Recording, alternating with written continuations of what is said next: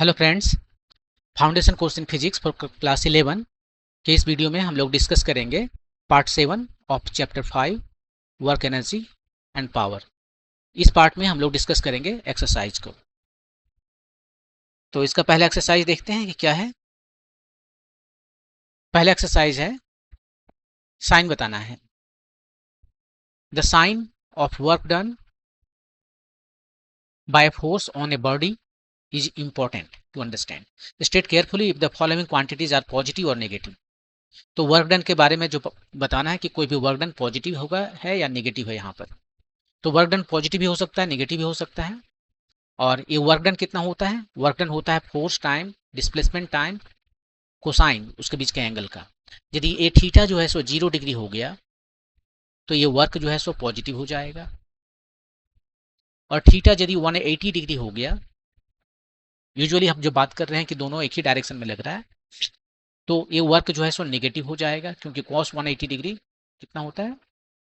-1 होता है। तो इस तरह से ये पॉजिटिव हो सकता है या नेगेटिव हो सकता है। अब यहाँ पर जो डिफरेंट सिनेरियो दे रहा है उसको देखते हैं और उसमें हम डिसाइड करेंगे कि वो कैसा होगा। पहला वाला देखते हैं। Work done by a man in lifting a bucket out of a well by means of the rope tied to the bucket. ये पानी है, पानी भरा हुआ है और इसमें जो है सो रस्सी बंधा हुआ है। और यहाँ पर रस्सी जो है ये आदमी इधर से इसको हाथ से उठा रहा है ऊपर। ये टेंशन लगा हुआ है, ये इस पर फोर्स लगा रहा है ऊपर में और इस फोर्स के जरिए इसको उठा रहा है। तो आदमी जो फोर्स लगा रहा है वो किधर लगा रहा है?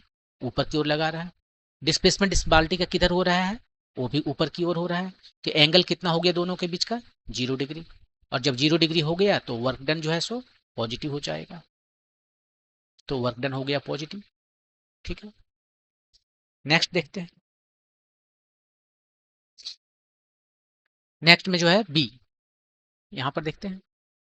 Work done by gravitational force in the above case. इसी केस में इस पर जो ग्रेविटेशनल फोर्स लग रहा है वो किधर लग रहा है? ग्रेविटेशनल फोर्स mg लग रहा है, नीचे लग रहा है। और ये जिस पर ये फोर्स लग रहा है वो किधर जा रहा है? वो ऊपर जा रहा है। तो इसका डिस्प्लेसमेंट ऊपर है और फोर्स नीचे लग रहा है, तो एंगल आ गया यहाँ पर 180 डिग्री।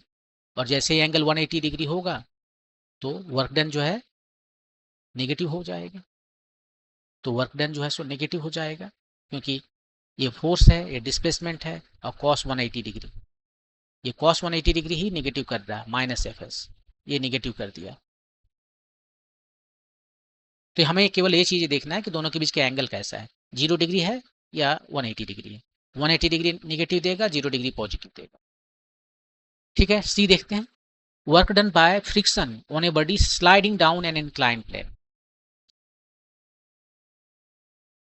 एक इंक्लाइन प्लेन है, ये देखिए इंक्लाइन प्लेन है, और इस पर कोई स्लाइड कर रहा है, डाउन ऐसे चल रहा है, डिस्प्लेसमेंट इधर है तो स्लाइड कर रहा है डाउन की ओर।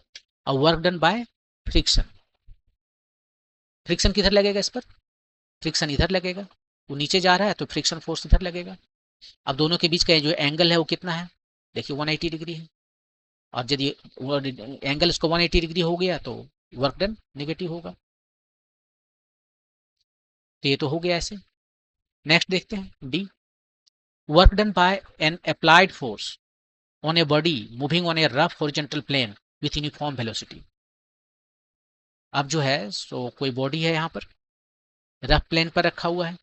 रफ मतलब इस पर जो है सो फ्रिक्शन फोर्स लग रहा है, ठीक है, और उस पर एक फोर्स लगा रहा है। और इस फोर्स लगाने के बाद में वो यूनिफॉर्म स्पीड से चल रहा है। क्वेश्चन है कि यूनिफॉर्म स्पीड से चल रहा है और बताना है कि work done by the applied force. ये जो फोर्स लगा रहा है उसको कैपिटल एफ कहते हैं। बताना है कि वर्क डन जो है अप्लाइड फोर्स है वो पॉजिटिव है या नेगेटिव है। तो अप्लाइड फोर्स किधर लग रहा है? राइट। डिस्प्लेसमेंट किसका किधर है? वो भी राइट, तभी तो फ्रिक्शन लेफ्ट में लग रहा है। तो दोनों, डिस्प्लेसमेंट भी राइट में, फोर्स भी राइट में, तो दोनों के बीच का एंगल जो है सो क्या हुआ? 0 डिग्री। तो वर्क डन जो बाय ये फोर्स जो है वो पॉजिटिव हो गया। तो ये सिंपल है। और लास्ट क्वेश्चन इसका है, work done by the resistive force of air on a vibrating pendulum in bringing it to rest.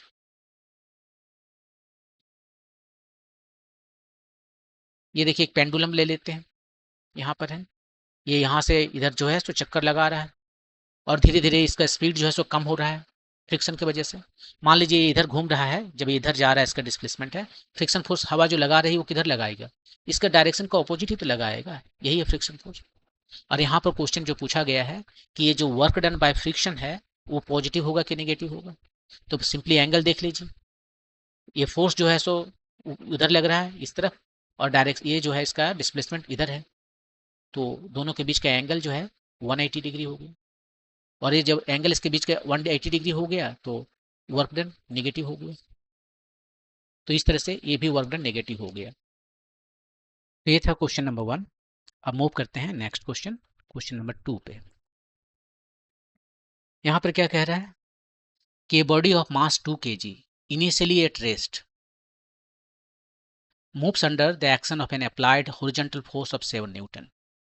ठीक है, 7 न्यूटन का फोर्स लग रहा है on A table with coefficient of kinetic friction 0.1.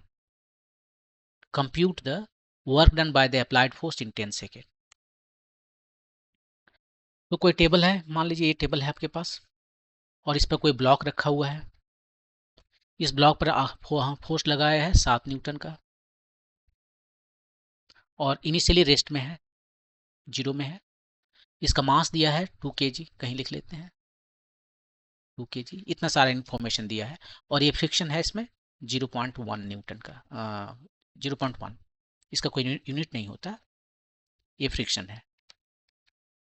तो दो फोर्सेस हो गए, एक इधर लगेंगे फ्रिक्शन को स्मॉल एफ कहते हैं और स्मॉल एफ कितना होगा, स्मॉल एफ होगा, ये देखिए यहाँ पर कुछ नॉर्मल रिएक्शन देगा ऊपर, इसका वेट है नीचे mg, तो ये नॉर्मल रिएक्शन और mg दोनों सेम होगा, क्यों, क्योंकि उस डायरेक्शन में वर्टिकल डायरेक्शन में कोई मोशन नहीं हो रहा है, तो नेट फोर्स वहाँ पर 0 हो गया। और म्यू का वैल्यू होता है म्यू एन और म्यू एन के जगह पर हम mg लिखेंगे। ये सारे फिक्स्ड हैं, तो हम इसका वैल्यू चाहे तो लिख सकते हैं 0.1 म्यू का वैल्यू, एम का वैल्यू 2 kg दिया हुआ है और जी के वैल्यू 10 ले लेते हैं, तो ये हो गया 2 न्यूटन। सो 7 न्यूटन का फोर्स हम लगा रहे हैं इस पर और 2 न्यूटन जो है फ्रिक्शन लगेगा।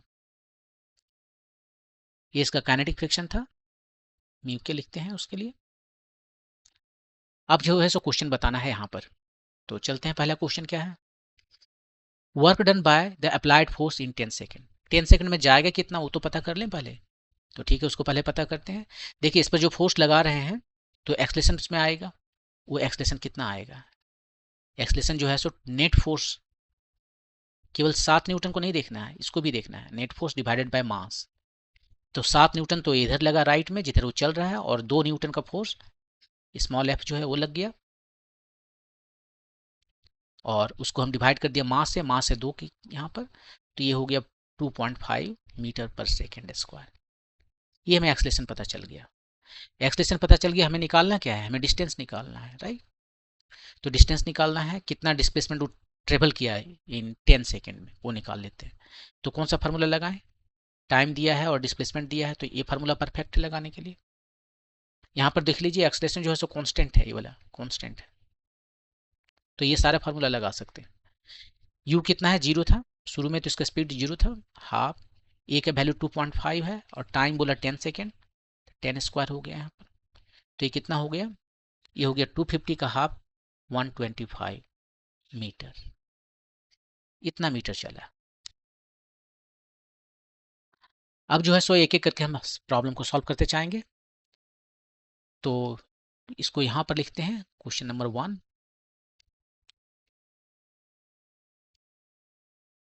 पहला क्वेश्चन ए, वर्क डन बाय एफ कितना है। अब देखिए फोर्स कांस्टेंट है, एक्सलेशन कांस्टेंट है तो फोर्स भी कांस्टेंट है, और फोर्स कांस्टेंट है तो हम सिंपली एफ एस लिख सकते हैं, कोई इंटीग्रेशन वगैरह वगैरह नहीं।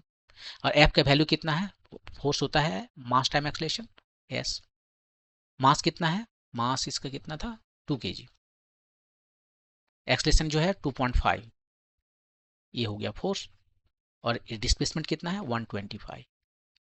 तो ये जो वर्क लगा है नहीं नहीं नहीं, वेट वेट, थोड़ा सा यहाँ गलत हो गया।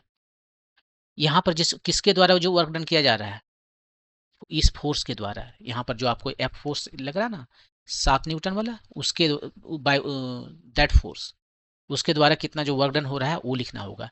यहाँ पर जो हमने एम ए लगाया, जब एम ए लगाया तो हमने लगा दिया नेट फोर्स जो कितना काम कर रहा है वो हम निकाल रहे हैं। नेट फोर्स निकालने के लिए बोला है लास्ट में, उसको लास्ट में निकालेंगे। फिलहाल जो है सो इंडिविजुअल फोर्सेस कितना काम कर रहा है वो सब एक एक करके निकालने के लिए बोल रहा है सिस्टमेटिकली। तो ये जो फोर्स है एफ टाइम्स डिस्प्लेसमेंट, तो एफ फोर्स कितना है 7 न्यूटन। 7 न्यूटन का फोर्स कितना काम कर रहा है वो पूछ रहा है 7, और डिस्प्लेसमेंट कितना है 125।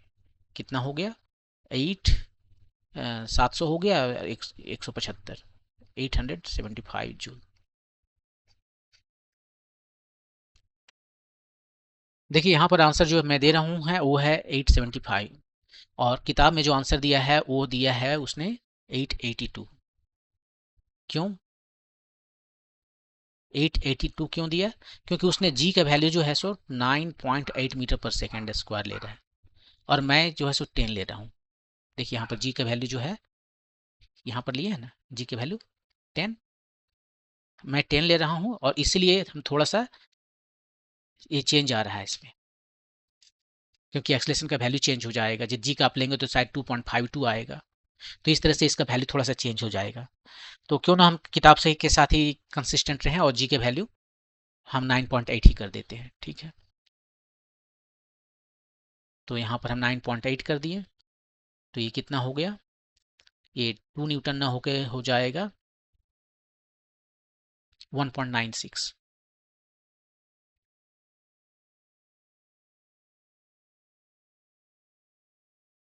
इतना मीटर पर इतना न्यूटन का फोर्स है, ठीक है। तो ये हो गया 1.96, 0.04 बढ़ जाएगा 1.96, तो 0.04 बढ़ गया यहाँ पर, और 0.04 का 0.02 जो है सो बढ़ गया, तो ये 2.52 मीटर पर सेकेंड स्क्वायर हो जाएगा। और ए जो है सो अब कितना आ जाएगा, ए के जगह पर 2.52 हो गया, तो ये हो गया 252, सो 126 हो गया। अब पता नहीं किताब ने क्यों 10 नहीं लिया, 10 लेने से कैलकुलेशन ईजी रहता है। ये है 126, और इस तरह से ये आपका आप जो मल्टीप्लाई करके देख लीजिए आपका आ जाएगा वही 4 बार 84 और 4 88, 882 जूल, एग्जैक्टली सेम। तो ये था पहला क्वेश्चन। नेक्स्ट क्वेश्चन देखते हैं। नेक्स्ट क्वेश्चन क्या है? नेक्स्ट क्वेश्चन है कि work done by friction in 10 second. वही 10 सेकंड का बात हर जगह कर रहा है। देखिए यहाँ भी 10 सेकंड, यहाँ भी 10 सेकंड, यहाँ भी 10 सेकंड, बस 10 सेकंड का बात कर रहा है। तो आपकी जो है सो फोर्स, ये तो वर्क डन था, जो अप्लाइड फोर्स है उसके द्वारा, work done by small F friction के द्वारा। फ्रिक्शन कितना फोर्स लगा रहा है, फ्रिक्शन जो फोर्स लगा रहा है वो हमने निकाला है। यहाँ पर अभी कैपिटल स्मॉल एफ लिखते हैं, एस लिखते हैं, और दोनों के बीच का एंगल 0 डिग्री नहीं है। यहाँ पर दोनों के बीच का एंगल जो है सो 0 डिग्री था, यहाँ पर दोनों के बीच का एंगल 180 डिग्री है। फ्रिक्शन लेफ्ट में लग रहा है और ये जा रहा है राइट में। तो एफ का वैल्यू लिखते हैं। देखिए एफ कितना निकाला हमने, 1.96 न्यूटन। इसके जगह पर माइनस लिख दिए 1.96 टाइम्स एस के जगह पर है 126, राइट 126। अब इसको मल्टीप्लाई कीजिए और वो आपका आंसर आ जाएगा। यदि 10 यहाँ रहता तो बहुत ईजी रहता मेरे पास, मैंने कि जी का वैल्यू यदि 10 मीटर पर सेकंड स्क्वायर लिए रहते तो ये 2 न्यूटन रहता, तो ये आ जाता 252 न्यूटन जूल, राइट। लेकिन उससे थोड़ा सा कम है, तो ए आएगा आपका, अब आपको मल्टीप्लाई करना पड़ेगा 247, ऑलमोस्ट 247 आएगा इतना जूल। ओके, नेक्स्ट देखते हैं सी में क्या बोला है। सी देखिए, work done by the net force on the body in 10 second. ये फोर यहाँ पर देख लिया आपने, अप्लाइड फोर्स ने कितना वर्क डन किया 882, और ये फ्रिक्शन ने कितना वर्क डन किया 247। तो work done by net force कितना हो जाएगा, यही दोनों की वजह से जो है वो हो जाएगा work done bye F plus work done by friction. यहाँ पर है 882, और यहाँ पर है -247, जो आ गया आपका आंसर 5, 8 में से 4 गए 4, 3, 635 जूल। तो ये हो गया। और लास्ट में D, change in kinetic energy of the body in 10 second. अब की पूछा है so change in kinetic energy पूछा है, तो काइनेटिक एनर्जी निकालना पड़ेगा। तो काइनेटिक एनर्जी निकालने के लिए हमें क्या करना पड़ेगा, हमें वेलोसिटी चाहिए। वेलोसिटी चाहिए, शुरू में तो जीरो है, बाद में वेलोसिटी कितना है, 7 सेकंड के बाद 10 सेकंड के बाद में यहाँ पे वेलोसिटी कितना है वो निकालिए। तो चलिए निकालते हैं। वेलोसिटी के लिए हम फार्मूला लगाएंगे v equal to u plus a t. U तो जीरो है, एक्सलेशन है कितना है, 2 से थोड़ा कम था, 2.52, नहीं 2 से ज़्यादा था, 2.52 ये एक्सलेशन है, और टाइम है 10 सेकेंड। तो आपका आ गया 25.2 मीटर पर सेकेंड। ये फाइनल वेलोसिटी है, वी एफ कहते हैं, और इनिशियल वेलोसिटी तो जीरो है। तो काइनेटिक एनर्जी में जो चेंज आया है, शुरू में काइनेटिक एनर्जी कितना हो गया, जीरो, क्योंकि वेलोसिटी जीरो है। और final velocity, final kinetic energy half m final velocity का स्क्वायर, एम 2 kg है, और वी एफ का स्क्वायर जस्ट 25.2 का स्क्वायर। अब 625 से थोड़ा ज़्यादा होगा, ये जो है सो 635 जूल होगा, 635 जूल होगा। आप इसको मल्टीप्लाई करके देख लीजिए। 25 का स्क्वायर 625 है, 0.2 वहाँ पर थोड़ा ज़्यादा हो गया इसलिए इतना आ रहा है। तो आपका जो चेंज इन काइनेटिक एनर्जी है वो कितना आया, के फाइनल माइनस के इनिशियल। के फाइनल है 635, के इनिशियल है 0, तो आपका आंसर हो गया 635 जूल। तो डी भी निकल गया। लास्ट में है कि एंड इंटरप्रेट रिजल्ट। इस प्रॉब्लम को बनाने के बाद आपने क्या सीखा, आप देखिए 635 कहीं और था, 635 सी में देखिए, सी में क्या है, work done by net force equal to 635 joule, और चेंज इन काइनेटिक एनर्जी कितना है 635 जूल। तो यहाँ से आप क्या इंटरप्रेट कर रहे हो, आप ये इंटरप्रेट कर रहे हो, इंटरप्रिटेशन है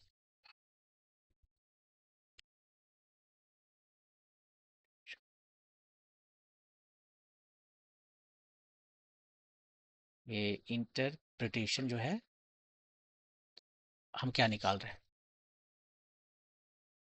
इंटरप्रिटेशन ये है कि जो work done by net force है वो इक्वल टू है चेंज इन काइनेटिक एनर्जी, यही हमारा इंटरप्रिटेशन है। और ये इंटरप्रिटेशन आपको कुछ याद दिला रहा है, यही है वर्क एनर्जी थ्योरम।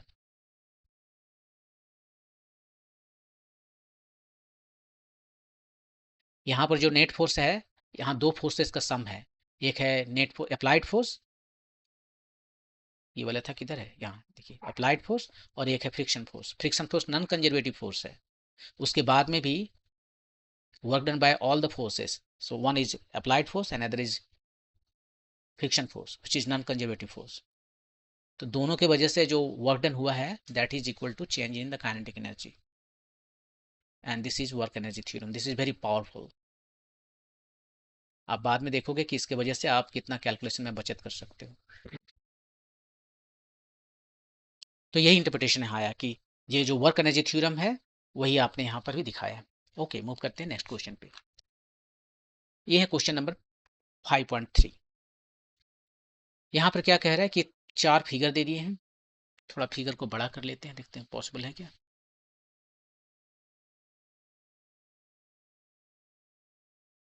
तो चार्ट यहाँ पर फिगर दिया हुआ है 1 2 3 4, और क्वेश्चन में बोल रहा है कि ये फिगर 5.11 है, are examples of some potential energy function. यहाँ पर वाई एक्सिस में क्या दिखाया, potential energy as a function of x, और एक्स एक्सिस में एक्स है, एक्स जो है सो डिस्प्लेसमेंट है।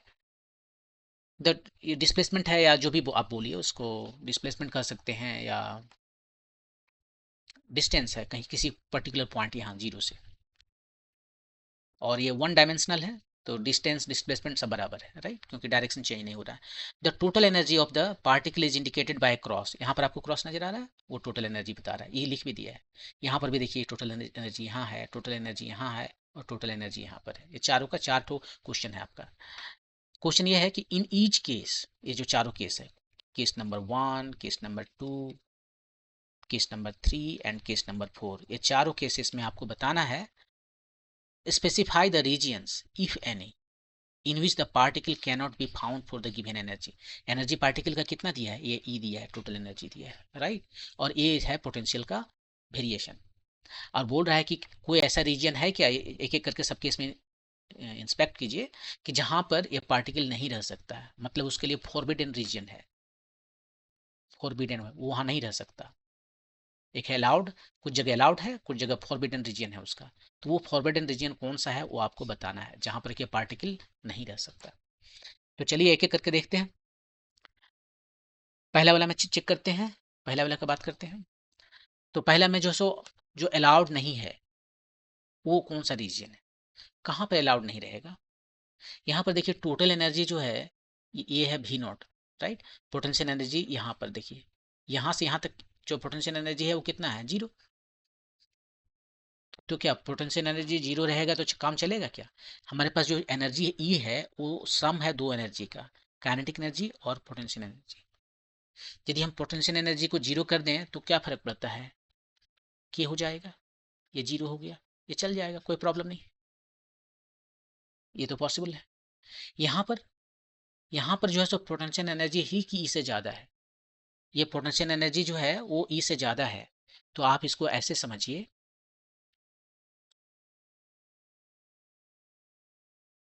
क्या ये पॉसिबल है कि पोटेंशियल एनर्जी ई से ज़्यादा हो जाए, टोटल एनर्जी से ज़्यादा हो जाए। तो यहाँ पर देखिए के जो है सो क्या हो जाएगा, ई माइनस भी होगा, ठीक है।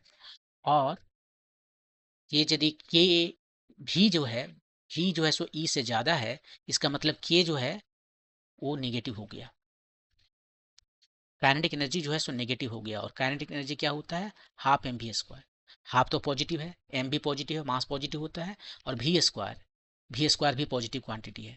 तो ये पॉजिटिव क्वांटिटी है, काइनेटिक एनर्जी एक पॉजिटिव क्वांटिटी है, और इस पर्टिकुलर सिचुएशन में काइनेटिक एनर्जी नेगेटिव आ गया, तो ये पॉसिबल नहीं है। काइनेटिक एनर्जी नेगेटिव नहीं हो सकता, तो ये पॉसिबल नहीं है। तो जिस जगह ऐसा हुआ भी, जहाँ पर ज़्यादा है ई से, उस रीजन में ये फॉरबिडन रीजन हो गया, वो पॉसिबल नहीं है। तो वो रीजन कौन है, ए से लेकर इन्फिनिटी तक। एक्स जो है ए से बड़ा है और वो इन्फिनिटी तक जाता है। तो मेन बात यहाँ पर यह है कि काइनेटिक एनर्जी आपको जैसे पता है कि वो हाफ एम वी स्क्वायर होता है, और भी स्क्वायर एक पॉजिटिव क्वांटिटी है। किसी भी नंबर का स्क्वायर आप लेंगे, चाहे वो पॉजिटिव नंबर हो या नेगेटिव नंबर हो, उसका स्क्वायर एक पॉजिटिव नंबर होता है। तो इस तरह से काइनेटिक एनर्जी पॉजिटिव होता है, वो कभी नेगेटिव नहीं हो सकता है। और यदि कोई ऐसा रीजन आपको यहाँ पर जो फिगर में मिले जहाँ पर काइनेटिक एनर्जी नेगेटिव आता है, तो वो अलाउड रीजन नहीं है, वो फॉरबिडन रीजन है। तो यही यहाँ पर हो रहा है इस रीजन में, जब एक्स जो है ये और इन्फिनिटी के बीच में है, यहाँ पर ये जो रीजन दिख रहा है ये जो है सो फॉरबिडन हो गया, क्योंकि यहाँ पर जो है इस रीजन के अंदर में ये एनर्जी यहाँ पर लिखा है, इसका मतलब मत सोचे कि आप यहाँ बैठे हैं। ये दिखा रहा है कि एनर्जी इतना है, इस पर्टिकुलर सिचुएशन में एनर्जी यहाँ पर इतना वैल्यू है। तो वो एनर्जी आप जहाँ पार्टिकल है, पार्टिकल की एनर्जी इतना है, तो पार्टिकल की एनर्जी यहाँ पर जो है टोटल एनर्जी कम हो गया है पोटेंशियल एनर्जी से। इसका मतलब है कि काइनेटिक एनर्जी निगेटिव हो गया ना। काइनेटिक एनर्जी जो है so total energy minus potential energy. और यहाँ पर आप देख सकते हो इस पॉइंट पर कहीं भी इस रीजन में कि ये भी जो है सो ज़्यादा है ई से, तो ये नेगेटिव बन गया, तो वो पॉसिबल नहीं है, इसलिए फॉरबिडन हो गया।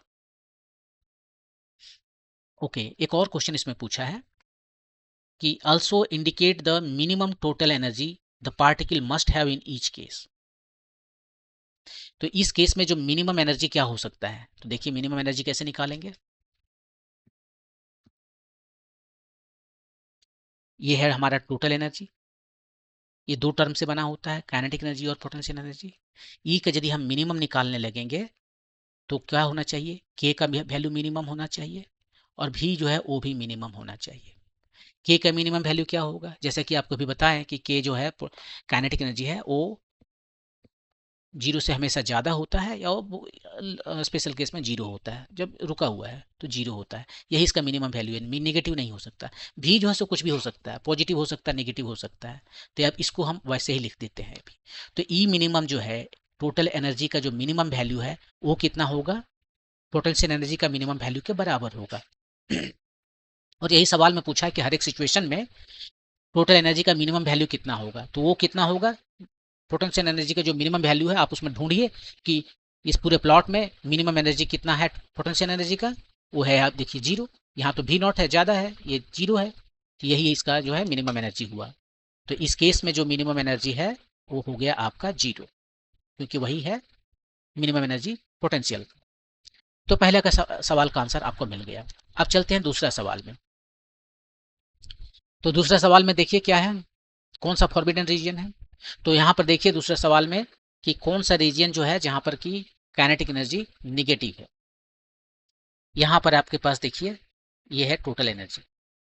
काइनेटिक एनर्जी निगेटिव कहाँ होता है, काइनेटिक एनर्जी जो है निगेटिव वहाँ होता है जहाँ पर भी ई से ज़्यादा होता है, यही है फॉरबिडन रीजन। पोटेंशियल एनर्जी जहाँ जहाँ टोटल एनर्जी से ज़्यादा है वो पॉसिबल नहीं है।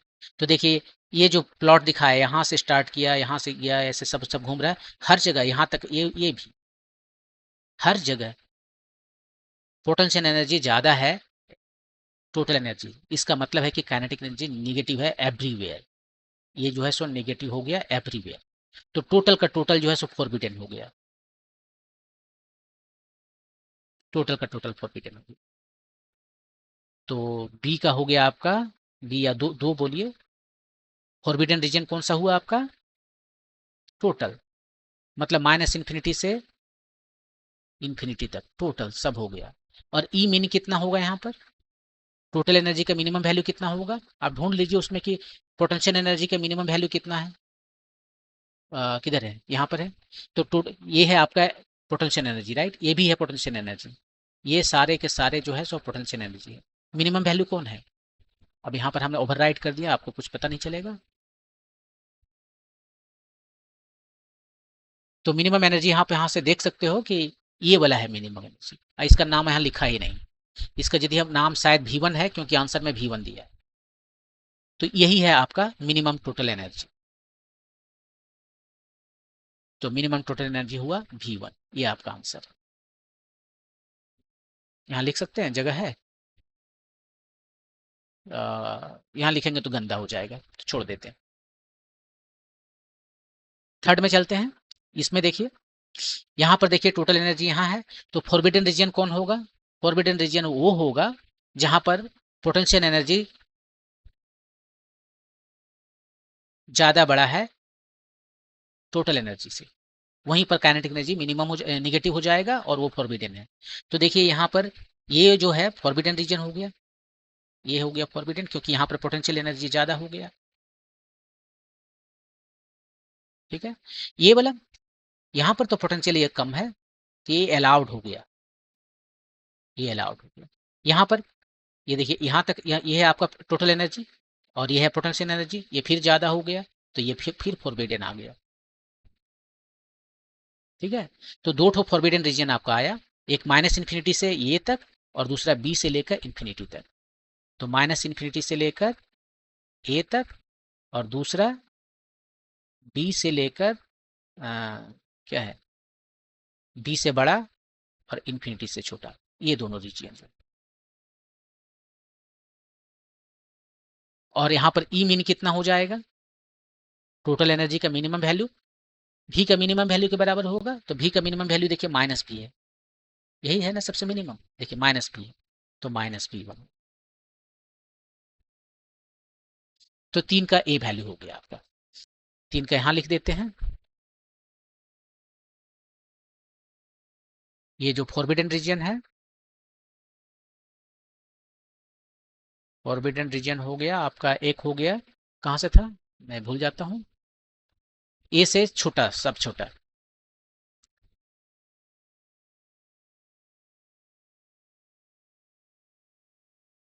माइनस इन्फिनिटी से आ रहा है और ए तक, एक ये है, एंड दूसरा बी से बड़ा, बी से बड़ा और इन्फिनिटी तक। ये आप चाहो तो इसको ऐसे भी लिख सकते हो ना, दोनों एक ही बात है। आप इसको सिंपली लिखियो कि x जो है सो a से छोटा है एंड यहाँ पर x जो है वो b से बड़ा है, दोनों एक ही बात है।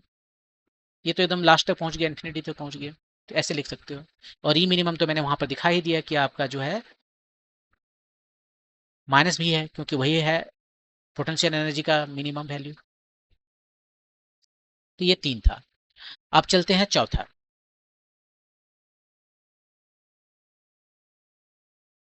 ये वाला लास्ट है।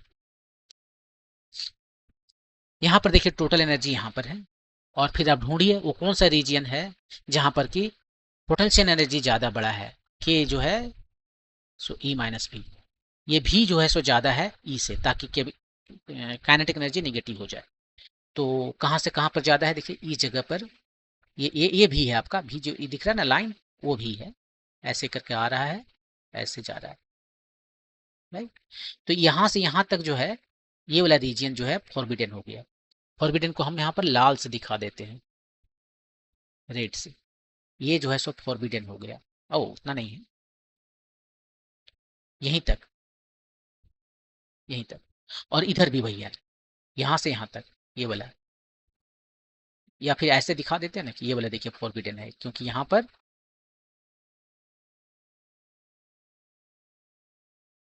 ये जो रेड से मैंने ड्रॉ कर दिया, ये फॉरबिडन है, क्योंकि यहाँ पर जो है so potential energy total energy से ज़्यादा है, और बाकी समय इधर इधर अलाउड है, क्योंकि यहाँ पर जो है सो टोटल एनर्जी ज़्यादा है पोटेंशियल एनर्जी से।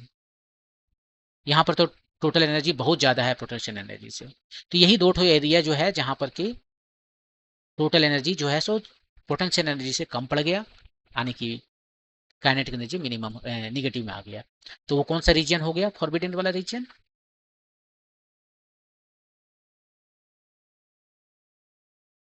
वो हो गया आपका ये वाला -a/2, नहीं, ये -b/2 से -a/2 के बीच में। x हो गया -b/2 से लेकर -a/2। एक तो a हुआ और एक इधर x जो है a/2 से बड़ा और b/2 इससे छोटा, a/2 से बड़ा और b/2 से छोटा। ठीक है, और ई मिनिमम क्या हो जाएगा इस सिचुएशन में? ई मिनिमम हो जाएगा आपका, ढूंढिए सबसे छोटा एनर्जी आपको कहाँ दिख रहा है पोटेंशियल, ये वाला दिख रहा है, राइट, -v1, वही होगी, क्योंकि ई मिनिमम है भी मिनिमम। तो ये था चौथा क्वेश्चन, और उसको यहाँ पर लिख देते हैं, क्या है, -b/a -b/2 से -a/2, एक रीजन ये हुआ, और उसके बाद में a/2 से b/2 तक, और ई मीन भी आपका -v1। ठीक है, तो ये इस तरह से चारों सवाल बन गए। अब लास्ट में इसने पूछा है कि think of simple physical context for which this potential energy shapes are relevant. ये कहाँ पर आपका रिलेवेंस नजर आता है? सिंपल आपको फिजिकल कॉन्टेक्स्ट सोचना है। तो देखिए ये क्या है, पोटेंशियल है, कुछ ज़्यादा पोटेंशियल है, और एनर्जी जो है टोटल एनर्जी आपके पास जो है वो कम है पोटेंशियल एनर्जी से। ठीक है, तो क्या सोच सकते हो? आपके पास ये जो टोटल एनर्जी है वो पोटेंशियल एनर्जी से कम है, ये वाला स्टेप जो नज़र आ रहा है, ये कहाँ पर आएगा? ये आएगा आपका जहाँ जहाँ आपको रिफ्लेक्शन नज़र आता है। जैसे सोचिए कि आप एक बॉल ले लिए और दीवार में मार रहे हैं, दीवार में मार रहे हैं, तो रिफ्लेक्शन रिफ्लेक्शन है, ठीक है, लाइट के टर्म में नहीं बोल रहे हैं, आपका बॉल ही रिफ्लेक्ट कर गया, राइट। तो वो रिफ्लेक्ट क्यों कर गया, क्यों नहीं दीवार के पार चला गया? क्योंकि दीवार आप पर एक पोटेंशियल जो है फोर्स लगा रहा है ना। आपको पता है कि फोर्स और पोटेंशियल में रिलेशन है, कहीं लिखूं इधर, कंजर्वेटिव के लिए कम से कम तो कह सकते हैं ऐसे। तो पोटेंशियल है तो उसका जो वेरिएशन है वो फोर्स देगा, और यहाँ पर जो डेरिवेटिव है इसका, इस जगह पर जो डेरिवेटिव है वो इन्फिनिटी है। देख रहे हैं, यहाँ से थोड़ा सा चेंज किया आपने एक्स में, और भी कितना चेंज हो गया, बहुत ज़्यादा। ये इन्फिनिटी है यहाँ पर जो है आपका फोर्स। तो ये इन्फिनिटी फोर्स कहाँ मिलता है? आप बॉल ले लीजिए, मार्बल बॉल जिससे गोली खेलते हैं, और उसको जो है दीवार में फेंकिए, क्या होता है, दीवार से वापस आता है, राइट। वो दीवार को पार करके उस पार जाता है क्या? नहीं जा पाएगा। क्यों? क्योंकि ये जो फोर्स है वो बहुत ज़्यादा है, या आप ऐसे कहिए ये पोटेंशियल जो है सो सडनली बढ़ गया वहाँ पर। यही तो इम्पल्स में क्या होता था, थोड़ा सा टाइम के लिए जो क्रिकेट बॉल को हिट करते हैं, तो बहुत छोटा टाइम के लिए फोर्स लगाता है, और वो फोर्स का वैल्यू भी ऑलमोस्ट सेम रहता है। वही देखिए यहाँ पर फोर्स ऑलमोस्ट और बहुत ज़्यादा रहता है, बहुत ज़्यादा फोर्स है यहाँ पर। तो ये आप इसको समझ सकते हैं कि ये जो है सो आपका वो केस है जब आप बॉल को लेकर दीवार में मारते हैं और दीवार को पार करके इस पार नहीं जा सकता, क्योंकि इस पार में क्या हो रहा है, इस पार में पोटेंशियल जो है बहुत ज़्यादा है, इसका जितना एनर्जी आप उसे दे रहे हो उससे ज़्यादा हो जा रहा है, इसलिए उसको पार नहीं कर सकता। यहाँ पर जो है सो मल्टीपल है स्टेप्स है, सिंपली इसी का एक्सटेंशन है। हाँ, आप मान लीजिए कि थोड़ा सा कोई ऐसा चीज़ है जैसे कि लाइट में होता है यूजुअली, कि लाइट में जो से रिफ्लेक्शन होता है ना, कि एक तो ऊपर वाले सरफेस से रिफ्लेक्शन हो गया, ये है तो आपका। उसके बाद कभी लाइट जो सो एक एक जैसे थिन फिल्म वगैरह में एक लैटिस जो है सो नीचे चला जाता है, जो लेयर है लैटिस का, जो एटम का लेयर बना हुआ है, एक लेयर नीचे जाकर रिफ्लेक्ट कर रहा है, एक और लेयर नीचे जाकर रिफ्लेक्ट कर रहा है, ऐसे जो मल्टीपल रिफ्लेक्शन है, ये आपका एग्जाम्पल है एक तरह से। तो इस तरह से बॉल के संदर्भ में आप यदि बात सोचोगे कि बॉल को मैं कहीं पर पुश कर रहा हूँ, तो शुरू में तो आपको अंदर जाएगा नहीं। यदि बहुत ज़्यादा एनर्जी आपने दे दिया, इससे भी ज़्यादा एनर्जी दे दिया, जैसे आपने उसे कम एनर्जी दिया तो गया ही नहीं। मान लीजिए एनर्जी बढ़ा के आपने यहाँ दे दिया, तो यहाँ तक जाएगा और यहाँ से वापस आएगा, तो मतलब इसको पार कर जाएगा। मतलब आप ऐसे सोच सकते हो कि आपने जो है सो क्रिकेट का जो प्रैक्टिस नेट है वो 4-5 नेट रखा है, ठीक है, और नेट, पहला नेट आपने इतना जोर से बॉल को फेंका कि पहला नेट को क्रॉस कर गया, ये बोला पहला, इससे ज़्यादा एनर्जी आपने दे दिया, वो क्रॉस कर गया, दूसरा नेट में फंस गया। आपसे जो है तेज फास्ट बॉलर आया, उसने जो है सब और भी तेजी से बॉल फेंका, वो पहला और दूसरा नेट दोनों को ही क्रॉस कर दिया, और तीसरा नेट में आके अटक गया। ये हो रहा है मल्टीपल आपका सिचुएशन। और यदि आपका बॉल जो है का स्पीड इसका पोटेंशियल से कम है, हाँ, मतलब कि वो जो पोटेंशियल जो फोर्स अप्लाई कर रहा है नेट उससे कम है, तो दूसरा तक आप पहुंच नहीं पाओगे। लेकिन ये नेट जो हम बात कर रहे हैं वो इस तरह से स्टीप नहीं रहता है, स्टीप जो है सो बहुत हार्ड चीज रहेगा। अब इस तरह का हार्ड चीज जो है सो लाइट के संदर्भ में समझा जा सकता है, लेकिन बॉल के संदर्भ में समझ बड़ा मुश्किल है समझना। अब बॉल, और मैंने नेट का एग्जांपल दिया, नेट तो बिल्कुल फिट नहीं होगा, क्योंकि नेट जो है स्प्रिंग की तरह एक तरह से है, और वो जो है सो लीनियर जाएगा, ऊपर चढ़ेगा। तो कुछ हद तक यहाँ पर वो आपका वो कॉन्टेक्स्ट चलेगा। यहाँ पर जो है सो कॉन्टेक्स्ट एक जो वेल दिया हुआ है, ये वेल में आपको क्या है कि देखिए यहाँ पर जो है रिफ्लेक्ट, आप जैसे आप सोच सकते हो कि आप रूम के अंदर हो और दोनों तरफ वेल है, ये वेल है मैंने चारों तरफ है, रूम के अंदर में हो, चारों तरफ दीवार है, चारों तरफ दीवार में मारिए, बॉल को पार नहीं कर सकते, दीवार के उस पार आप बॉल को नहीं पहुंचा सकते, क्योंकि आपका एनर्जी जो है सो कम है। हाँ, यदि आपके पास एनर्जी बहुत ज़्यादा है कि दीवार का जो पोटेंशियल है उससे पार कर सकते हो, मैंने अब ये नहीं कि छत्ता की तरफ से पार करना है, कि दीवार को तोड़ के निकल जाए, इतना एनर्जी दीजिए कि यहाँ पर आ जाए, इसका मतलब है पोटेंशियल को तोड़ रहा है, तो दीवार ही तो पोटेंशियल लगा रहा था, उसको तोड़ के बाहर निकल जाना है। तो यहाँ पर आप एक तरह से घर में बंद हैं, कुआं में बंद हैं, वेल है आपका। और ये जो एग्जाम्पल आपको नजर आ रहा है, इसको हम कैसे बताएं एग्जाम्पल, क्लासिकली ऐसे समझ सकते हैं कि ये पहाड़ है, यदि मान लीजिए पहाड़ी पर चढ़ रहे हैं, ऐसे पहाड़ी पर चढ़ गए, आपके पास इतना एनर्जी है कि यहीं तक चढ़ सकते, उसके ऊपर चढ़ नहीं सकते। आपका दोस्त जो है आपसे ज़्यादा हट्टा कट्टा है, वो कुछ और ऊपर चला गया, ठीक है, ऐसे पहाड़ है, और ये बहुत ऊंचा तक चला गया है ऐसे, क्योंकि देख रहे हैं उसके बाद, नहीं बहुत ऊंचा नहीं है, उसके बाद यहाँ से आराम से गिर जाइएगा आप नीचे, ये वैली है ऐसे, तो पहाड़ वाला वैली है, इधर से आप साइकिल चला के जाएंगे यहाँ तक पहुंचेंगे, यदि यहाँ तक पहुंचे तो धड़ाम से यहाँ नीचे गिर जाएंगे। अब नीचे से बाहर निकलने के लिए आपको ताकत लगाना पड़ेगा, देख लीजिए बहुत ज़्यादा लगाना पड़ेगा, एक बार यहाँ आ जाएंगे तो फिर आप इधर आ सकते, तो ये आपका वैली की तरह काम करेगा। और आपके पास एनर्जी यदि यहाँ है तो बाहर में है, तो यहाँ से नहीं निकल जा सकते, और यदि अंदर में आप यहाँ पर आ गए हैं तो इससे कभी बाहर नहीं निकल के जा सकते। तो ये पिक्चर है इसका। इनफैक्ट ये जो पिक्चर है वो क्लासिकल पिक्चर है, क्लासिकल पिक्चर में जो अभी आप लोग पढ़ रहे हैं, मास है, मोमेंटम है, ये वगैरह वगैरह है, लेकिन फिजिक्स इससे आगे है, और इस फिजिक्स से हटकर एक और फिजिक्स है, क्वांटम फिजिक्स। और ये इसमें जितने भी सारे ये पोटेंशियल दिखाए गए हैं वो क्वांटम फिजिक्स में स्टडी किए जाते हैं।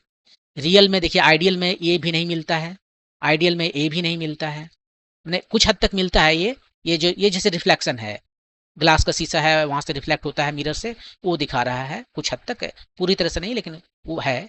और ये मल्टीपल रिफ्लेक्शन वही थीन फिल्म वगैरह सिचुएशन है, ये भी वेल है आपका उसी तरह से है।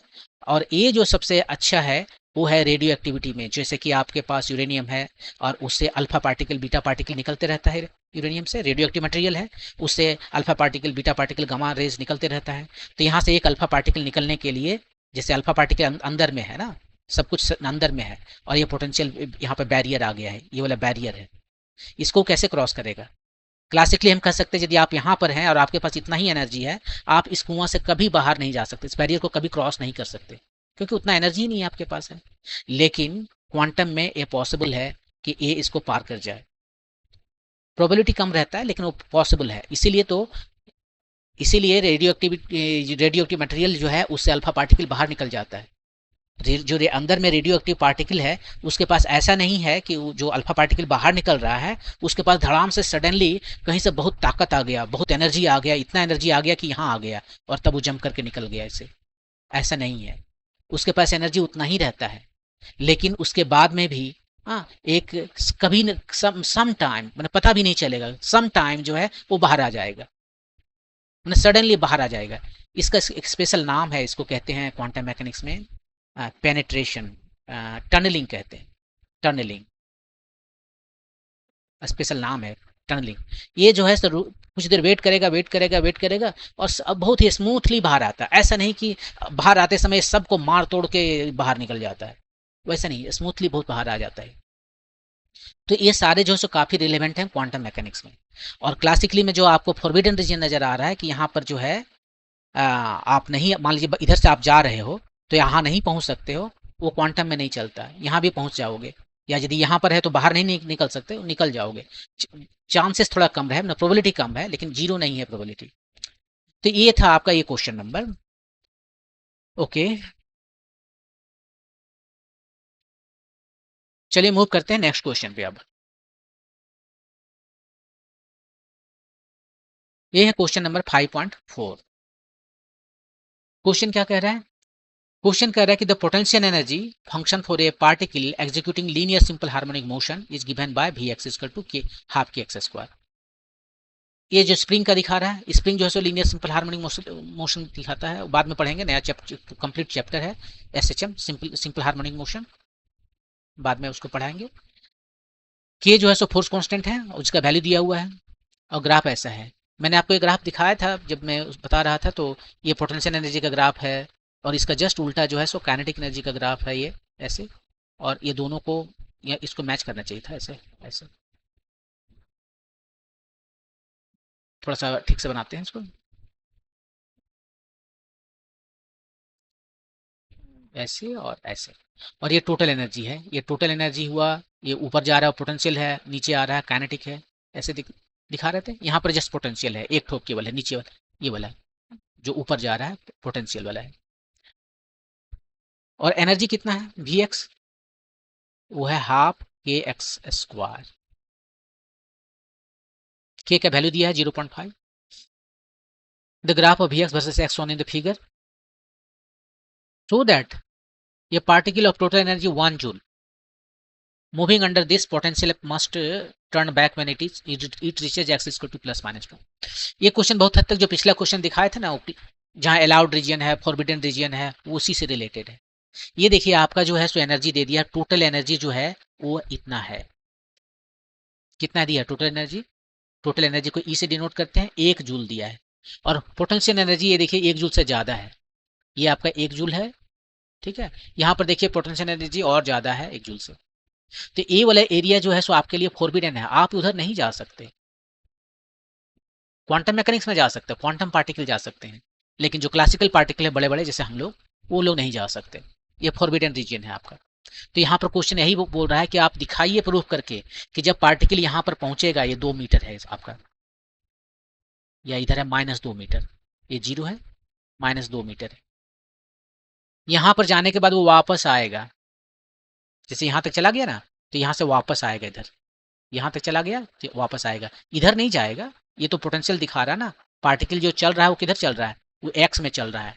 यहाँ पर पार्टिकल है, यहाँ आया, यहाँ आया, यहाँ तक जाएगा, फिर यहाँ से वापस आएगा, फिर यहाँ तक जाएगा ऐसे, फिर यहाँ से वापस आ जाएगा इधर। इसी के बीच में वो अपना मोशन करते, ये हार्मोनिक मोशन करते रहेगा, ऑसिलेटरी मोशन। यहाँ से स्टार्ट किया, यहाँ गया, वापस आया, फिर यहाँ गया, वापस आया, तो ये ऐसे ऐसे ऐसे ऐसे ऐसे ऐसे ऐसे मोशन करता ही रहेगा। तो यही प्रूव करना है कि जब ये यहाँ जाएगा तो आप दिखाइए कि वापस आएगा। तो ठीक है, देखिए यहाँ पर टोटल एनर्जी कितना है, 1 जूल है, ठीक है। वो तो लिखा हुआ ही है, उसको बार बार क्यों लिख रहे हैं। ये पॉइंट को हम कुछ कहें, इस पॉइंट को हम बात कहते हैं, मान लीजिए ए कहते हैं और इसको बी कहते हैं। तो ए या बी पॉइंट पर, ए और बी पॉइंट पर एक एक करके देखें या एक साथ में, एक ही साथ देख लेते हैं। एक्स कितना है, एक्स है 2 या -2, +-2। यहाँ पर जो है सो पोटेंशियल एनर्जी कितना है, एक्स इक्वल टू +-2 पर, मतलब ए पॉइंट पर या बी पॉइंट पर। पोटेंशियल एनर्जी है हाफ की एक्स स्क्वायर, हाफ के का वैल्यू कितना है 0.5, एक्स का वैल्यू कितना है +-2, +2 इधर ए पॉइंट पर और -2 बी पॉइंट पर। दोनों के लिए हम लिख देते हैं क्योंकि उसका स्क्वायर करना है। यहाँ पर रहिए या यहाँ पर रहिए, इसके बाद वाला स्टेप में प्लस माइनस गायब हो गया, ये 4 बन गया, केवल प्लस आया। तो यहाँ पर भी वही एनर्जी है जो एनर्जी यहाँ पर है, और वो कितना एनर्जी आया 1 जूल। ये आया आपका potential energy x equal to +-2 पर 1 जूल। टोटल एनर्जी कितना होता है, टोटल एनर्जी होता है sum of potential plus kinetic, right, U है, ये है 1 जूल, और काइनेटिक कितना है पता करते हैं, और यू कितना है 1 जूल। काइनेटिक एनर्जी कितना आया 0, काइनेटिक एनर्जी 0 आया, इसका मतलब वेलोसिटी कितना हो जाएगा 0, क्योंकि काइनेटिक एनर्जी होता है हाफ mv स्क्वायर। तो यहाँ से वेलोसिटी इसका 0 आ गया है, वेलोसिटी 0 आ गया, हमने क्यों स्टॉप, हाँ, particle will stop at this point, right,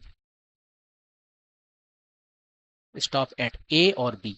और स्टॉप करने के बाद क्या करेगा, उस पर तो फोर्स अब भी लग रहा है, आप यहाँ से फोर्स निकाल सकते हो, स्प्रिंग फोर्स है, ये कंजर्वेटिव है, फोर्स निकालना हो तो इसको एक बार डिफ्रेंशिएट कर दीजिए,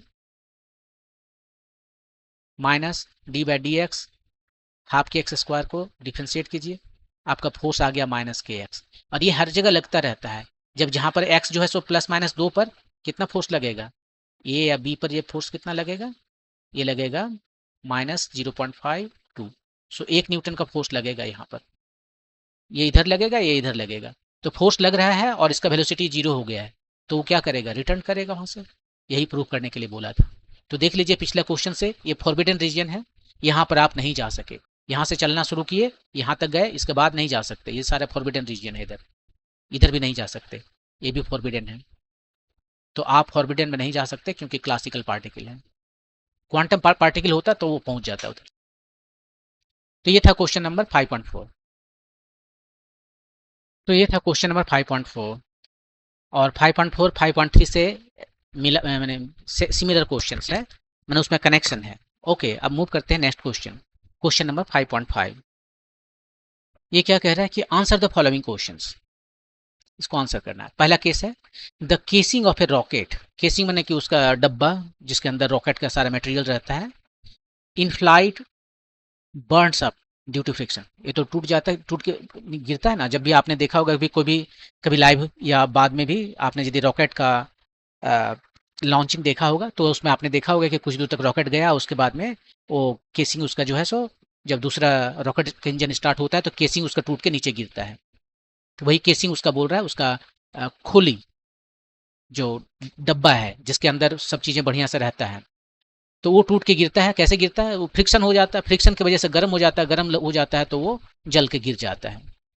eight whose expense is the heat energy required for burning off tent, ये जो इसको जलने के लिए, इस केसिंग को जलने के लिए हीट चाहिए, गर्म हो जाता है फ्रिक्शन की वजह से, वो किसके एक्सपेंस पर होता है, किसके एनर्जी के एक्सपेंस पर होता है, रॉकेट का या एटमॉस्फेयर का, मतलब वो एनर्जी कहाँ से लेता है, मतलब किसका एनर्जी को वो कम करता है। ऑफ कोर्स रॉकेट का एनर्जी कम करता है, रॉकेट जिस स्पीड से जा रहा है, मान लीजिए फ्रिक्शन नहीं रहता तब तो बहुत तेजी से निकल जाता धरती के ऊपर और वो हीट भी नहीं होता, तो इसका केसिंग भी नहीं गिरता।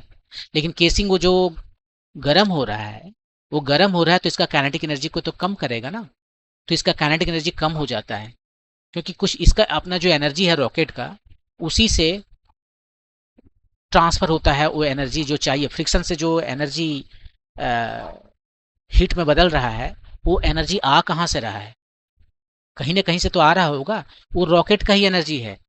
हाँ, जो जो गर्म हो रहा है वो रॉकेट की एनर्जी से ही गर्म हो रहा है, इसलिए रॉकेट का स्पीड कम हो रहा है।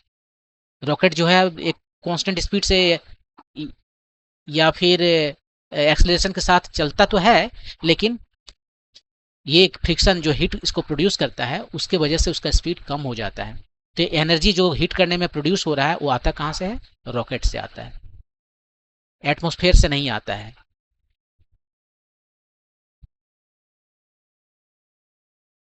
Okay, question number B, comets move around the sun in highly elliptical orbits.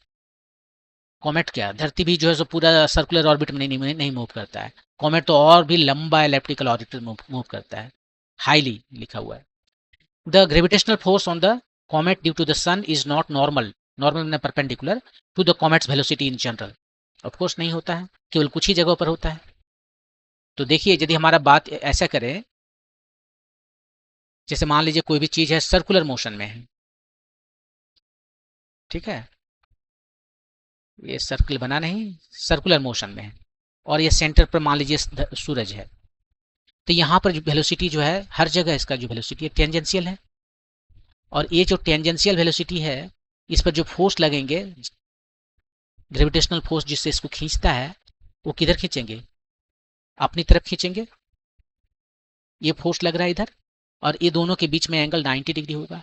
ये रेडियल है, और आपको पता है कि रेडियस जो है वो टेंजेंट पर परपेंडिकुलर होता है। वैसे ही कहीं भी आप रहेगा, ये जो है परपेंडिकुलर, फोर्स इधर, वेलोसिटी इधर, यहाँ पर है तो भी फोर्स इधर, वेलोसिटी इधर 90 डिग्री, यहाँ भी फोर्स इधर, वेलोसिटी इधर, ये 90 डिग्री। तो ये सर्कुलर मोशन में ऐसा होता है। और उसके बाद में कहते हैं कि भाई सर्कुलर मोशन में जो जो भी ये सर्कुलर मोशन लगा रहा है, ये ग्रेविटी है मान लीजिए, या फिर आप इतना नहीं कर सकते तो एक स्टोन को बांधिए किसी थ्रेड में और उसे घुमाइए अपने हॉरिजॉन्टल डायरेक्शन में, तो वहां पर टेंशन आ जाएगा। टेंशन जो है सो कोई काम नहीं करता। वर्क डन पर यहाँ पर इस केस में ग्रेविटी जो है काम कितना कर रहा है? जीरो। क्यों जीरो? इसलिए कर रहा है क्योंकि ये होता कितना है, force times displacement times cos theta. Force तो कुछ है, डिस्प्लेसमेंट जो है सो मूव भी कर रहा है, लेकिन डिस्प्लेसमेंट और फोर्स के बीच में जो डायरेक्शन है, ये डिस्प्लेसमेंट का डायरेक्शन किधर है? इधर वेलोसिटी का डायरेक्शन है, राइट। एकदम छोटा सा टाइम में ले लीजिए, छोटा सा टाइम में ले लीजिए ऐसे अभी, तो इसका डायरेक्शन इधर है, वेलोसिटी जिधर है उधर ही उसका डिस्प्लेसमेंट का डायरेक्शन है, 90 डिग्री हो गया, जीरो। और ऐसे जो वर्क डन हुआ वो ऐसे छोटा छोटा सारा वर्क डन को आप एडअप कीजिए, बहुत सारे जीरो को एडअप कीजिए, आपको जीरो ही आएगा। तो वर्क डन जो है सो जीरो होता है। ये तो सर्कुलर मोशन का बात है। क्वेश्चन ये है कि यदि हम कॉमेट की बात करें तो वो जो है सो एक ऑर्बिटल पाथ, एलिप्टिकल पाथ में चलती है, बहुत ही हाईली एलिप्टिकल। एलिप्टिक बना नहीं, इसको बनाते हैं यहाँ पर से, मान लीजिए ऐसा जो है सो चलता है, और सन इसका एक फोकस पर रहेगा। इसके दो फोकस हैं, मान लेते हैं यहाँ पर एक फोकस है, यहाँ पर सन है। अब देखिए किस जगह पर जो है सो इसका केवल ये जो दो कॉर्नर है ना, सबसे जो ज्यादा दूर वाला डिस्टेंस है, यहीं पर वेलोसिटी और इसके बीच जो फोर्स लग रहा है वो परपेंडिकुलर है। और ये दोनों को छोड़कर कहीं पर भी उसका वेलोसिटी और फोर्स के बीच में जो डिस्टेंस है वो परपेंडिकुलर नहीं है। थीटा जो है सो 90 डिग्री नहीं है। केवल ये दो जो फारदेस्ट जो दो डिस्टेंस है, एक इधर सबसे नजदीक का डिस्टेंस, ये सबसे नजदीक का, और सबसे दूर का जो डिस्टेंस है वहीं पर परपेंडिकुलर, बाकी जगह परपेंडिकुलर नहीं है। सवाल ये कह रहा है कि तो ऐसा लोग क्यों कहते हैं कि ग्रेविटी यहाँ पर भी कोई काम नहीं कर रहा है, यहाँ पर भी जो है सो ग्रेविटी के द्वारा जो वर्क किया जा रहा है वो जीरो है। कैसे? पिछला केस में तो 90 डिग्री था, हर जगह 90 डिग्री था, यहाँ भी 90 था, 90 था, तो हर जगह जो वर्क कर रहा था जीरो जीरो, सबको जोड़ कर दीजिए, जीरो आ गया। क्वेश्चन देखते हैं थोड़ा सा। Work done by the gravitational force over every complete orbit of the comet is zero. एक कंप्लीट ऑर्बिट का बात कर रहा है कि work done by gravity in complete orbit, एक बार ऑर्बिट कर लिया तब जाकर जीरो होता है। ऐसा कैसे? तो बहुत सिंपल बात है, हर जगह यदि जीरो नहीं है तो कुछ जगह पॉजिटिव होगा, कुछ जगह नेगेटिव होगा, और सब मिलाकर जीरो हो जाएगा। और ऐसा इसलिए पॉसिबल है क्योंकि ग्रेविटी एक कंजर्वेटिव फोर्स है। और याद कीजिए कंजर्वेटिव फोर्स का क्या प्रॉपर्टी है? कंजर्वेटिव फोर्स का प्रॉपर्टी है कि ये डिपेंड करता है इनिशियल और फाइनल पोजीशन पर,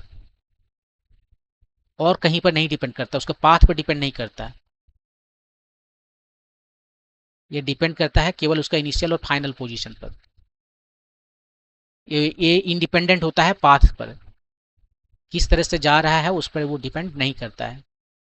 इंडिपेंडेंट ऑफ पाथ, वो उस पर डिपेंड नहीं करता कि वो सर्किल में जा रहा है या एलिप्टिकल पाथ पे जा रहा है।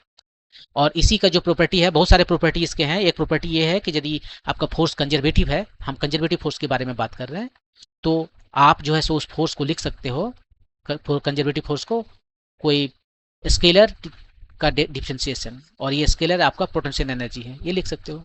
लेकिन उससे भी इंपॉर्टेंट प्रॉपर्टी ये है कि जब ये इनिशियल और फाइनल पोजीशन पर नहीं ट्रेवल करता है, तो एक जो है तो ये इसका जो वर्क डन है वो जीरो होता है एक कंप्लीट सर्किल में। ये जो सर्किल यहाँ बनाए हैं, मतलब एक कंप्लीट ऑर्बिट, जैसे कि अभी एलिप्ट के केस में हो रहा है। यहाँ से स्टार्ट किया, इधर से घूम फिर के आया, यहाँ पर फिर आ गया, यही इनिशियल यही फाइनल पोजीशन। तो एक कंप्लीट चक्कर लगाने के बाद में जब आया तो जो ग्रेविटी ने काम किया वो सब जीरो हो गया। ये जो है कंजर्वेटिव फोर्स का प्रॉपर्टी है। और चूंकि ग्रेविटी कंजर्वेटिव फोर्स है तो उसके केस के लिए भी ये जो है एक ऑर्बिट में जो है काम किया, ये ग्रेविटी जो है एक ऑर्बिट में जो काम करेगा वो जीरो हो जाएगा। यहाँ पर हर जगह जीरो नहीं है, यहाँ पर जो है सो वर्क डन जो किया है वो प्लस है, तो कहीं पर जो है सो माइनस है। जितना प्लस है उतना माइनस है, दोनों एक दूसरे को कॉम्पेंसेट किया। यहाँ पर प्लस है, वैल्यू कुछ और है, यहाँ माइनस है, ऐसे करके। अब कौन सा पॉइंट हो देखना पड़ेगा, लेकिन एक जगह प्लस तो एक जगह माइनस, ऐसे करके ये इसको कंप्लीट कर देता है, माने जीरो कर देता है। एडअप करने पर जीरो आता है। तो आपने यही प्रॉपर्टी यूज किया। ये कंजर्वेटिव फोर्स का प्रॉपर्टी है कि एक कंप्लीट सर्किल साइकिल में एक राउंड यदि लगा लेते हैं, ये राउंड दिखा रहा है कि जहाँ से चले थे ऐसे घूम फिर के यहाँ पर आ गए। रास्ता कैसे है उससे मुझे फर्क नहीं पड़ता है, लेकिन जहाँ से हम चले थे वहीं पर वापस आ गए, वही दिखा रहा है ये। तो एक कंप्लीट राउंड में जो वर्क डन किया जाता है ग्रेविटी से वो जीरो होता है। यही तो प्रॉपर्टी है कंजर्वेटिव फोर्स का। और चूंकि ग्रेविटी कंजर्वेटिव फोर्स है इसलिए जीरो है। ओके, तो ये तो हो गया क्वेश्चन। मूव करते हैं सी पर।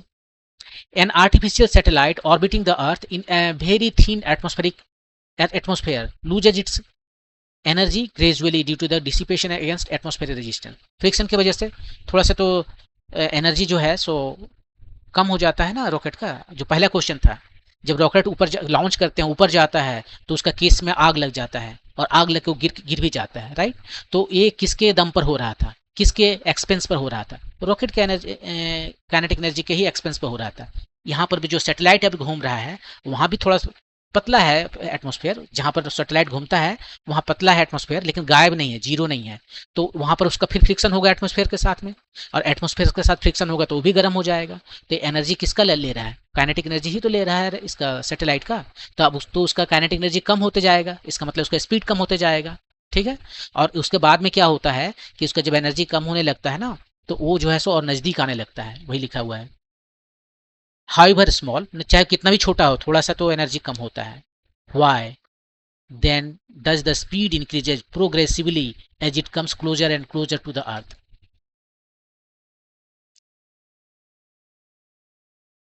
तो क्वेश्चन ये है कि भाई ये हमारा सैटेलाइट है, ये हमारा धरती है, ठीक है, चक्कर लगा रहा है, लेकिन अब फ्रिक्शन की वजह से इसने अपना थोड़ा एनर्जी लूज कर दिया, और ये जो है सो पूरा सर्कुलर पाथ में घूमने छोड़ के धीरे से ऐसे आने लगा, अपना नज़दीक आने लगा, ऐसे ऐसे। बहुत धीरे धीरे आता है, ये सभी हम बहुत एग्जैजरेट कर दिए हैं, और लास्ट में आकर धरती में समा जाएगा। लेकिन उसके पहले जो है समा जाए तो लास्ट में तो समा ही जाता है। हमने धरती में क्या है को आएगा, धरती के नीचे ही एटमॉस्फेयर में आएगा तो आग लग के पूरा जल जाएगा, थोड़ा बहुत भी नहीं बचेगा। कभी कभी आप सुनते होंगे कि स्पेस स्टेशन का या और किसी सैटेलाइट का जो है सो बड़ा बड़ा पत्थर गिर, यानी कि मेटल गिरता है। एक ऑस्ट्रेलिया में मिला, बहुत बड़ा गिरा, और यूजुअली समुद्र में गिरता है, क्योंकि समुद्र 3/4 है ना, 2/3 है समुद्र, तो 1/3 ही धरती है। तो ज़्यादा चांसेस है गिरने का है, 2/3 चांसेस गिरने का समुद्र में है, तो बहुत कम चांसेस होते हैं कि धरती पर गिरेगा। और जब हमें लोग श्योर होते हैं कि वो धरती पर ही गिरेगा, तो अब हम लोग उसको जानबूझकर उसको ज़बरदस्ती ले जाते हैं। एक नो मैन लैंड है कुछ न्यूजीलैंड से थोड़ा दूर में, जहाँ बहुत दूर दूर तक कोई लोग नहीं रहते हैं, उसका नाम मैं भूल गया, शायद नो मैन आइलैंड भी कहते हैं उसको शायद। वहां पर जो है उसको गिराया जाता है वहां पर समुद्र के आसपास में। एनीवे तो अब क्वेश्चन यहाँ पर ये है कि ये ऐसे चल रहा है जब इस तरह से, तो नज़दीक आते चला गया, और जब नज़दीक आता है तो यहाँ पर स्पीड जो है इसका, यहाँ पर v1 है, यहाँ v2 है, यहाँ v3 है, यहाँ v4 है। ये v4 जो है सो ज़्यादा होता है v3 से, नज़दीक आ रहा है और उसका वेलोसिटी बढ़ रहा है। अभी अभी कहा कि ये गर्मी की वजह से अपना एनर्जी लूज करता है, काइनेटिक एनर्जी लूज करता है, और उसके बाद वो नज़दीक आने लगता है, उसके बाद धरती के नज़दीक आने लगता है। तो यदि एनर्जी वो लूज कर रहा है तो उसका स्पीड कम हो रहा था, लेकिन यहाँ तो उसका स्पीड बढ़ रहा है। ये कैसे पॉसिबल है? पहले तो देखिए फ्रिक्शन की वजह से उसने अपना एनर्जी लूज किया सैटेलाइट ने, और वो धरती के नज़दीक आ गया। लेकिन जब वो धरती के नज़दीक आता है तो क्या होता है, उसका स्पीड बढ़ जाता है। ये कैसे होता है? तो ये ऐसा होता है कि जब वो धरती के नज़दीक आ रहा है तो अकेला फ्रिक्शन ही काम थोड़ी कर रहा था, ये भी तो काम कर रहा है ना, ग्रेविटी जो इस पर लग रही है फोर्स, ये भी तो काम कर रहा है। और ग्रेविटी कैसा फोर्स है? ग्रेविटी एक कंजर्वेटिव फोर्स है, राइट? यह एक कंजर्वेटिव फोर्स है और वो भी काम कर रहा है। तो ग्रेविटी जब काम करता है, कंजर्वेटिव फोर्स जब वर्क करता है, वर्क बाय कंजर्वेटिव फोर्स, तो क्या चेंज होता है? ग्रेविटी जब काम करता है, कंजर्वेटिव फोर्स जब काम वर्क करता है तो पोटेंशियल एनर्जी कम हो जाता है। ये लूज करते फाइनल है यहाँ पर, इनिशियल जितना था उससे थोड़ा कम हो जाता है फाइनल। पोटेंशियल एनर्जी डिक्रीजेज,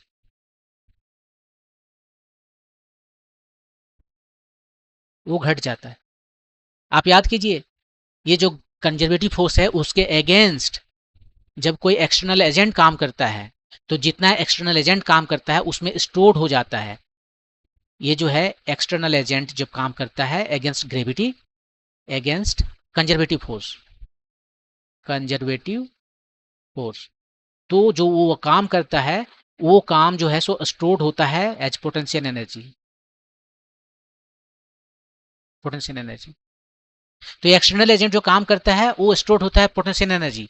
लेकिन यदि कंजर्वेटिव फोर्स खुद काम करे तो वो क्या करेगा, उसका उल्टा करेगा।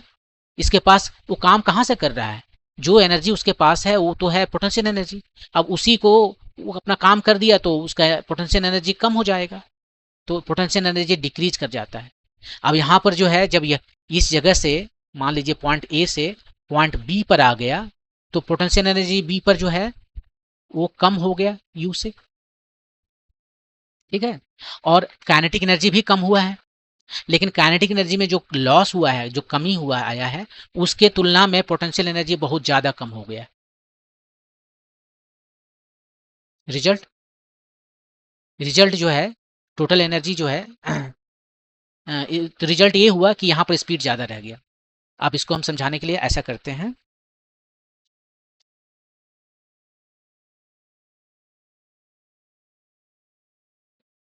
इसको ऐसे समझाते हैं कि हम वर्क एनर्जी थ्योरम ही क्यों ना लगा दें सीधे, वहां से ज़्यादा क्लियर हो जाएगा। आप वर्क एनर्जी हम थ्योरम लगा रहे हैं, राइट? देखिए, work done bye all forces, यहाँ दो फोर्सेस हैं, एक है ग्रेविटी और एक है फ्रिक्शन। ये दोनों ने काम किया तो इसका क्या चेंज हो गया, काइनेटिक एनर्जी चेंज हो गया। इसको हम डेल्टा के कहते हैं।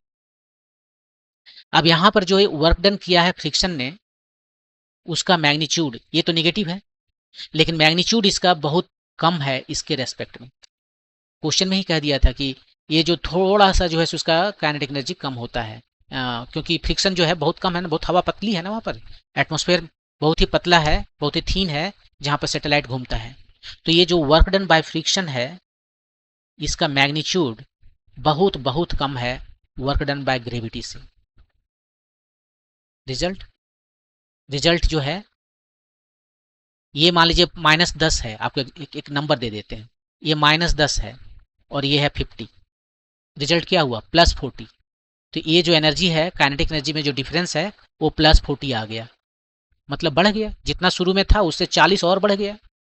तो बस यहीं से आप कह सकते हो कि ये जो डेल्टा के है वो पॉजिटिव हो गया, वो बढ़ जाता है। ये है नेगेटिव लेकिन ये बहुत छोटा है, और ये ग्रेविटी जो है वहीं पर जो है बहुत ज़्यादा काम कर लिया।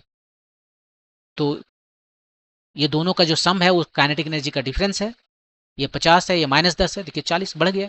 तो शुरू में जितना था काइनेटिक एनर्जी उसका एकदम यहाँ पर शुरू में जो ऑर्बिट में घूम रहा था वहां पर उससे भी ज्यादा काइनेटिक एनर्जी आ गया, मतलब उसका स्पीड उससे भी बढ़ गया।